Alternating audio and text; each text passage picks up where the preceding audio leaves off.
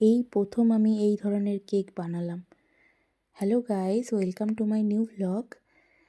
এই কেকটি ছিল 2 পাউন্ডের একটি চকলেট কেক, যেটি আমি নজেল দিয়ে ডেকোরেশন করে নিয়েছিলাম আর পুরোটাই কভার করেছিলাম হুইপিং ক্রিম দিয়ে। কেকটি অর্ডার দেওয়া হয়েছিল মেমারি থেকে।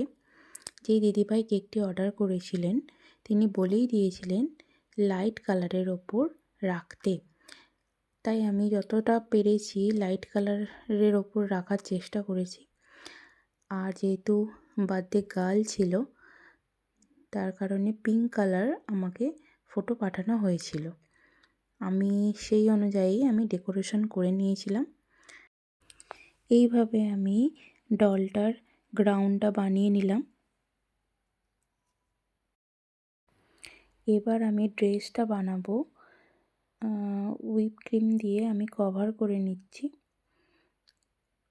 আমার একটু প্রবলেম হচ্ছিল, যার কারণে পরে আমি ডলটি তুলে নিয়েছিলাম আর ভালো করে কভার করে দিয়েছিলাম, দেন বসিয়ে দিয়েছিলাম।